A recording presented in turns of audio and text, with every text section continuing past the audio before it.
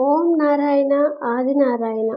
భగవాన్ శ్రీ వెంకయ్య స్వామి వారికి నా హృదయపూర్వక నమస్కారములు.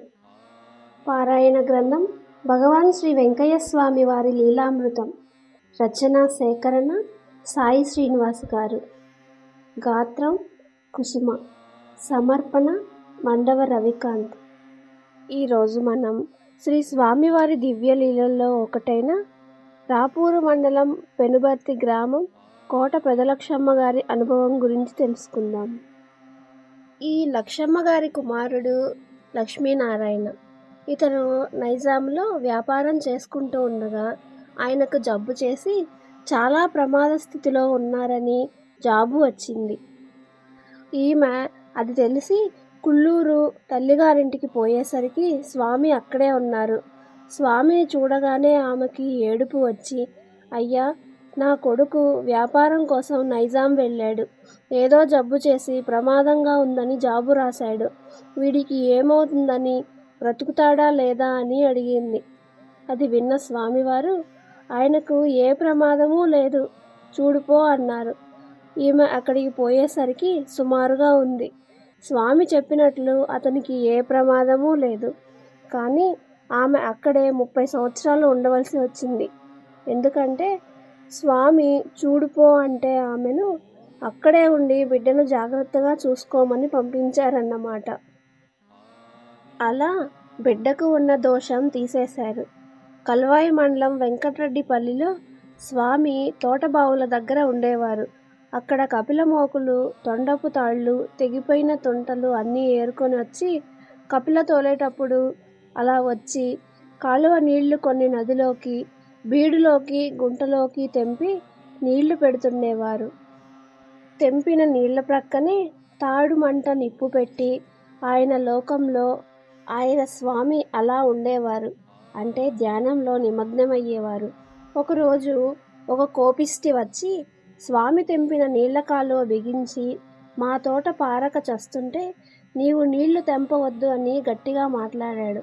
అది విని స్వామి, అయ్యా, మీకొచ్చాయి మీకొస్తాయిలేయ్యా, ఆ లోకమోళ్ళు దప్పికతో చస్తుంటే ఆ నీళ్లు పోనివ్వకుంటే ఎట్లా అని స్వామి మళ్ళీ తెంపి కూర్చొని స్వామి మళ్ళీ ధ్యానంలో నిమగ్నమయ్యేవారు. మడవ కట్టుకునేవారు. మళ్ళీ వచ్చి నీకు మాటలతో చెప్పడం లాభం లేదు అని చెర్రకోలతో స్వామిని కొట్టాడు. స్వామి వాడిని ఏమీ అనకుండా వెళ్ళిపోయాడు. ఆ ఊళ్ళో అందరి పైరు బాగానే పండింది. స్వామిని కొట్టిన వాడి పైరు పండలేదు. ఊళ్ళో వాళ్ళ బావి దగ్గర కూడా స్వామి ఇలాగే వచ్చే నీటి కాలువను తెంపుకుంటూ ఉండేవారు. కానీ ఎవరి పొలానికి పారుదల తగ్గేది కాదు. అందరూ స్వామి చేసే పని చూస్తే మహానుభావుడు ఎందుకు చేస్తున్నాడో ఏమో అనుకొని ఓర్పు కలిగి ఉండేవారు. వాళ్ళందరికీ పంటలు బాగా పండాయి. ఓర్పు లేక స్వామిని కొట్టినవాడి పంట పండలేదు. అందరూ వాడిని స్వామి దగ్గరకు పోయి క్షమాపణ కోరుకోమన్నారు. నాది తప్పని చివరికి అతను తెలుసుకొని స్వామి దగ్గర చెంపలేసుకున్నాడు. చేజర్ల మండలం నాగలవెల్లటూరులో కూచి పెరుమాళ నాయుడు గారి రామయ్య, కూచి నరసప్ప నాయుడు, వేలూరు శేషమ్మ, ఇంకా కొందరు రాజుపాలెంలో స్వామి ఉంటే వీళ్ళేదో అడగాలని పోయారు.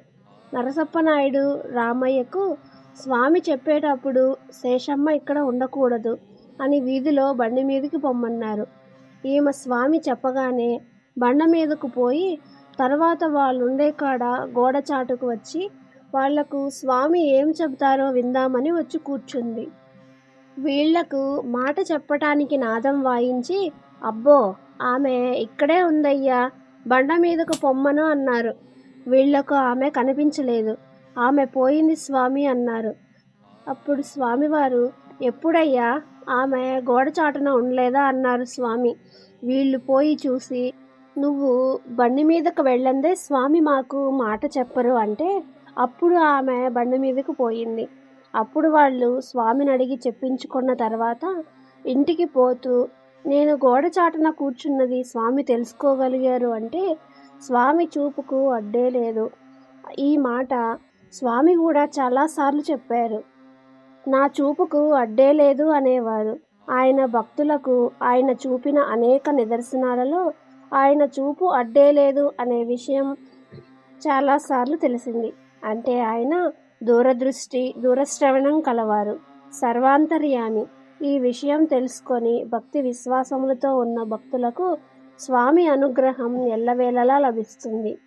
శ్రీ స్వామివారు బద్వేల్లో ఉన్నప్పుడు ఒకరోజు చలమానాయుడు, ఇంజం బుడ్డప్పనాయుడు, స్వామి ముగ్గురు కలిసి కుళ్ళూరు తోటల్లో గుండా పోతున్నారు.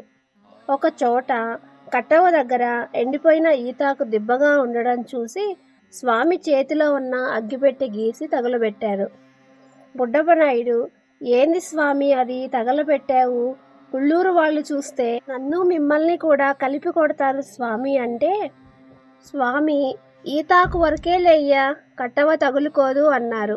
అదేవిధంగా ఈతాకు మాత్రమే కాలింది, కట్టవ అంటుకోలేదు. అది చూసిన చలమానాయుడు, బుడ్డప్పనాయుడు కంప ఆనుకొని అంత మంట మండినా కంప తగులుకోకుండా స్వామికి ఎలా సాధ్యమైంది అని ఆశ్చర్యపోయారు. అంటే స్వామి సామాన్యుడు కాదు, ఈయన పంచభూతాలను శాసించగల మహానుభావుడు. ఈయన ఆజ్ఞ లేకుండా ఏమీ జరగదు, ఈయన సాక్షాత్ భగవంతుడు అని తెలుసుకొని భక్తి విశ్వాసములతో స్వామిని స్తుతించారు. ఓం నారాయణ ఆదినారాయణ. ఈరోజు ఎపిసోడ్ ఇంతటితో పూర్తయింది.